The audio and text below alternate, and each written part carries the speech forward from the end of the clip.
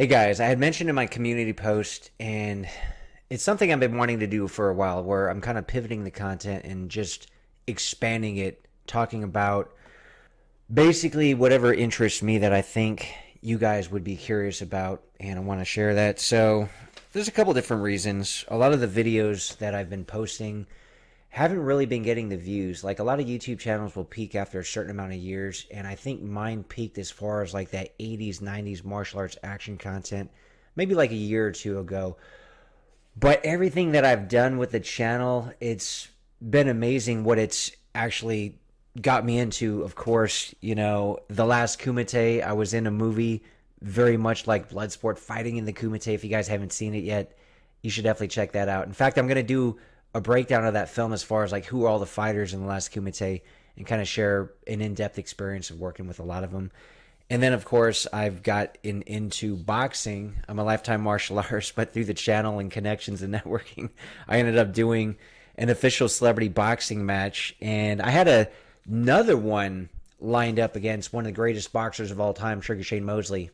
Some of the people who had subscribed to my Patreon might know a little more about the background, but I was very involved in a lot of aspects, not just the fighter on the event, but working directly with the CEO, Damon Feldman. And I'm the one that met Mosley and talked him into it and all this other stuff. But I did get a shoulder dislocation injury, so I won't be fighting on September 28th, even though I'll still be at the event in Philly. It's kind of heartbreaking. But I will fight again, maybe in December, but we will see what makes the most sense. It might be Mosley, it might be somebody else. There's a couple of other interesting opponents. Plus, I know Mosley's got his eyes on some much bigger people, and I'm pretty sure he'll definitely dispatch the guy on the 28th, the last minute replacement, fairly easily. A lot of you guys probably think he would have beat me very easily too. But man, my boxing has evolved quite a bit, and I was very beyond committed to doing that match.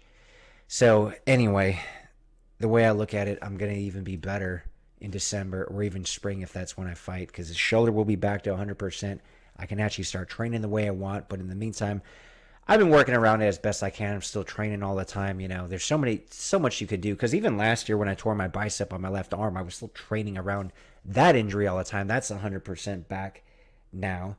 And so will the shoulder. So anyway, mentioning how my channel kind of peaked, I would say, at least with the content I was doing maybe a year or two ago, that's also more motivation to switch it up, because I do like making these YouTube videos.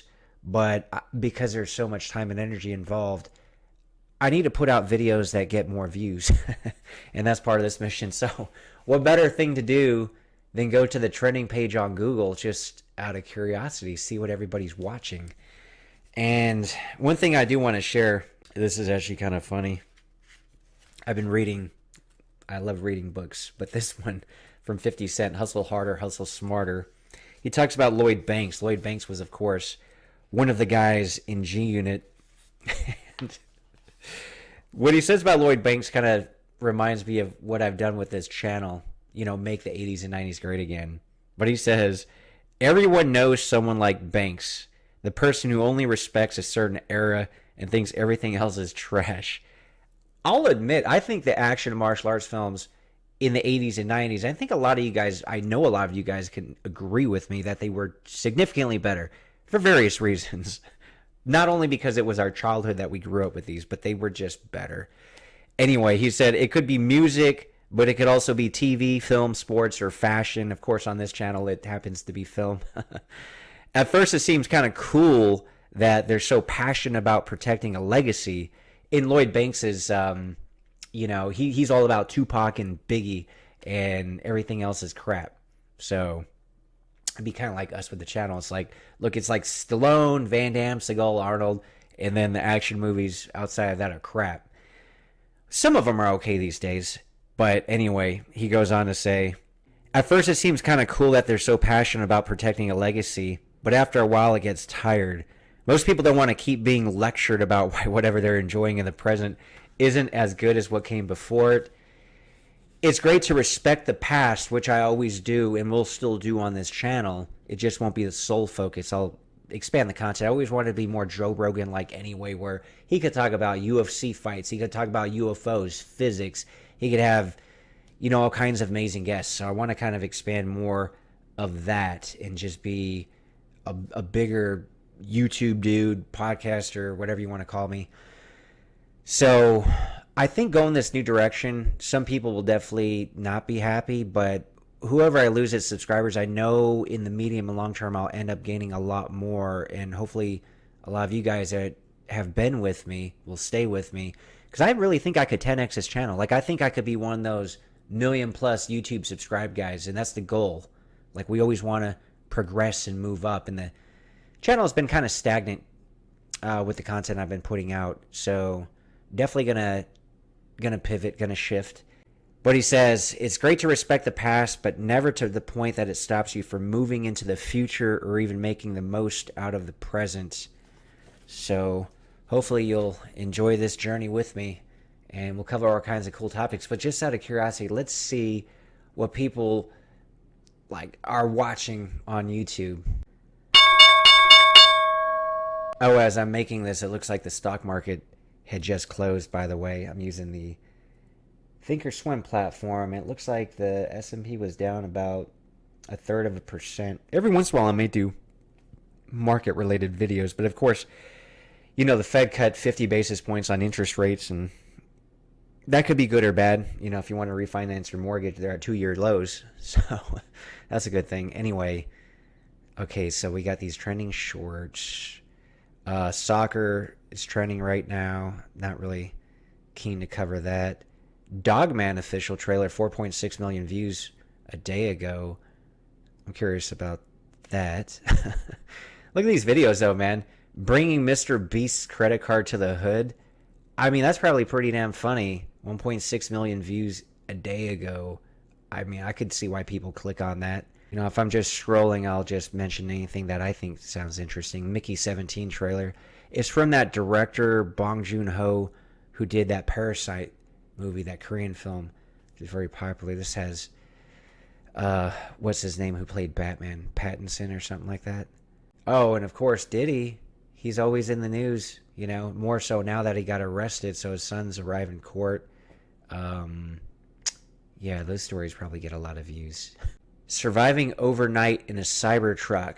Jeez, man, 6.3 million views. Now, obviously, I'm not going to end up doing videos like that, but it's crazy the amount of views some of these people get on YouTube. City Hall scandal intensifies. New calls for Mayor Adams to resign. I'm not really going to cover political stuff. Oh, look at this one. WTF is broken on my Lamborghini. It won't start. So,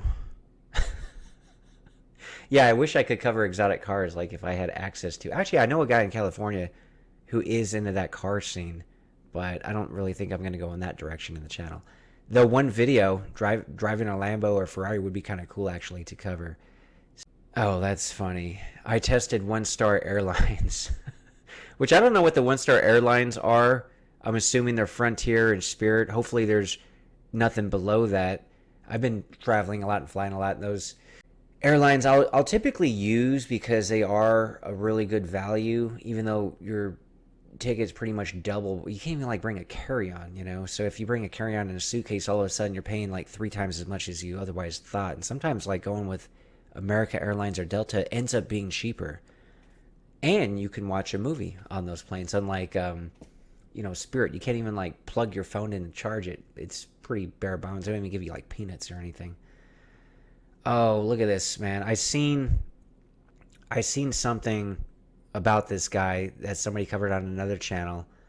This Nick Avocado guy. 43 million views 11 days ago. Yeah, let's check his channel. Hi, you guys! Welcome back to my channel. It's Nick Avocado and Carly Steele. Trisha Paytas. We love her, right?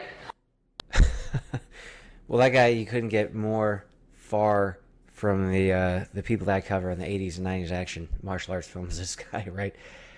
So he's the king of mukbangs. I don't know if you guys know what that is or not, but it's crazy how many views these things get, man. They're just videos of people eating a ridiculous amount of calories.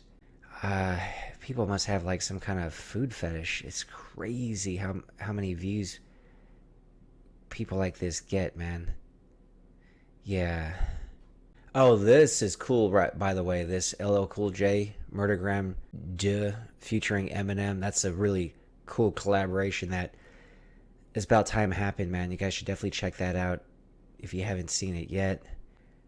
Oh, what else, man? None of these videos are that interesting for me, and I want to find interesting topics in general that I can commentate on, or even if they're popular YouTube videos, but none of these are really that interesting.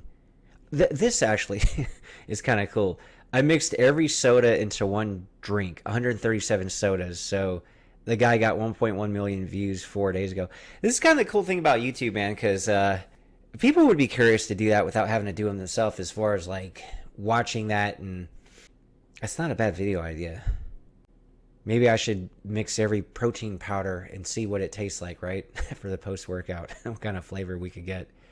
Yeah, that's pretty much like what's trending on YouTube. I gotta find another source as far as like content that I want to cover, because I'm not really feeling any of this stuff.